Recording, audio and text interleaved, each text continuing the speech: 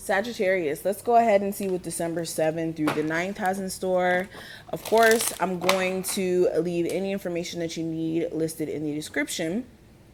And I'm using the Angel Answers Oracle as well as the Psychic Tarot. And let's go ahead and pull the overlying energy. I'm also going to use this deck, which I don't know the name of, for the 6-card spread. Sagittarius, what's the energy surrounding December 7th through the 9th for them? Okay. So I have no need to worry as well as rest and reconsider, excuse me. So both of these cards consist of the energy of literally laying back and allowing things to flow to you. Instead of being in this space of feeling like you have to chase, especially when it comes to money, when it comes to a person, a relationship, understand that you don't have to chase.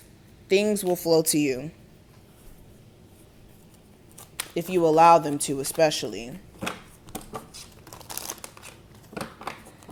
Some of you also may be like allowing anxiety to get the best of you. Spirit is saying you need to make sure you're not letting worry be the thing that like makes you feel like you need to make drastic changes in your life, when there may be some tad adjustments that you just need to make, if anything.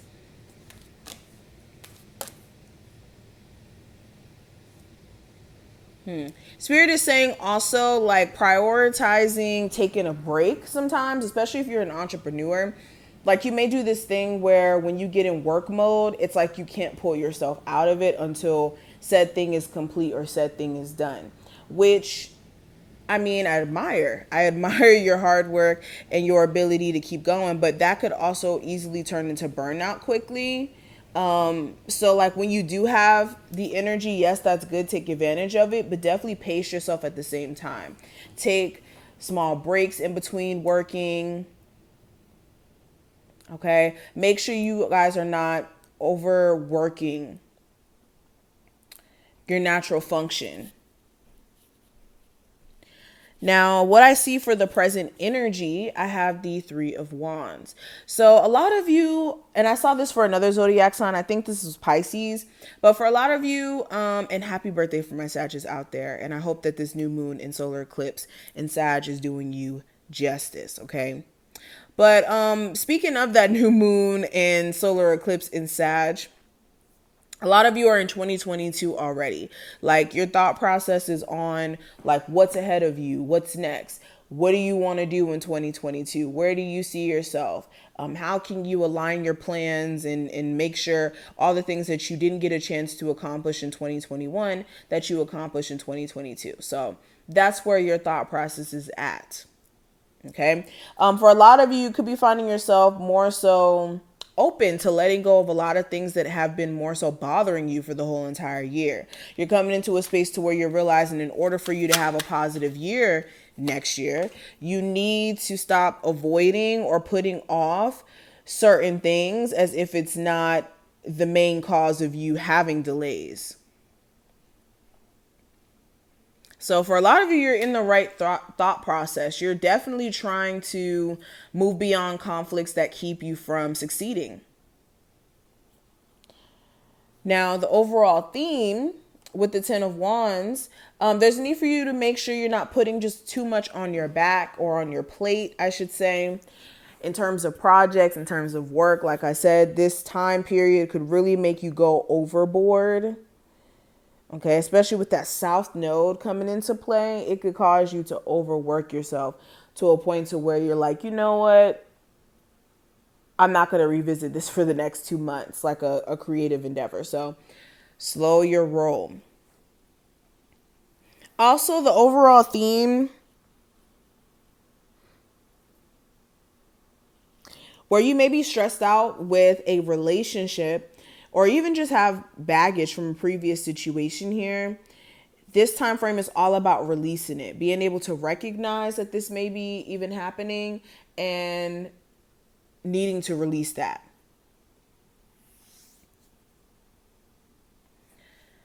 Now, what's hidden below the surface with the Justice card? This is karma. Karma may be at the root of everything that's taking place within your situation. And when I say karma, karma is not a negative thing. Karma is not even a good thing. Karma is just energy that comes through and balances the scales. Okay, so karma may be, or karmic events may be the underlying force that's like causing things to be more so exposed to you in order for you to get personal balance and see things for what it truly is.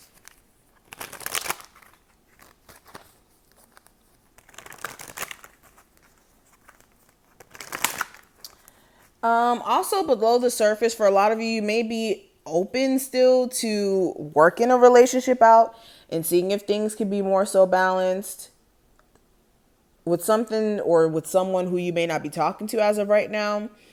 And this could be influencing your moves as well. But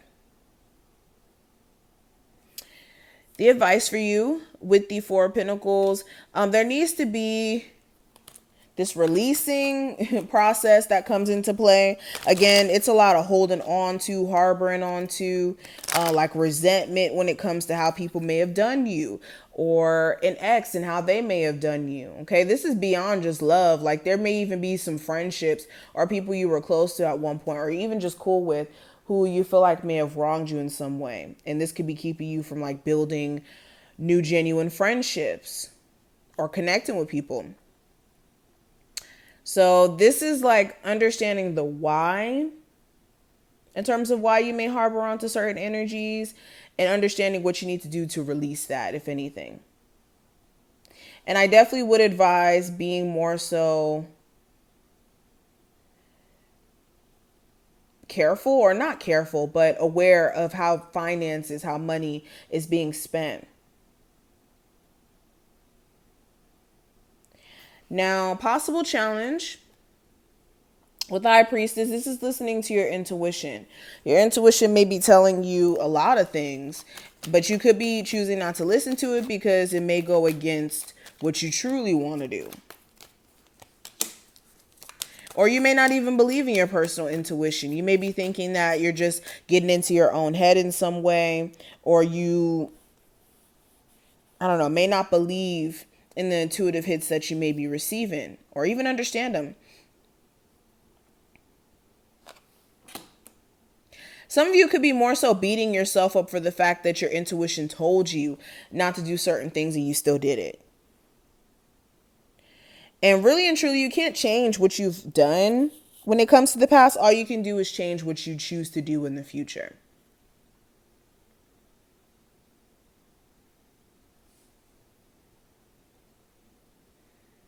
The challenge may also be that a Cancer or a Capricorn, Taurus, or Virgo, they won't seem to leave you alone. Like they keep manifesting. But what's ahead with the Seven of Cups? There's going to be a lot of options that you're going to have to choose from in terms of love for my singles. When it comes to like creative endeavors, you may have a lot of interests or a lot of sorting out that you need to do to figure out like what's more so an opportunity that's in alignment with you and what's not. It's like having to siphon through what's reality and what's more so an imagination thing or imaginary thing.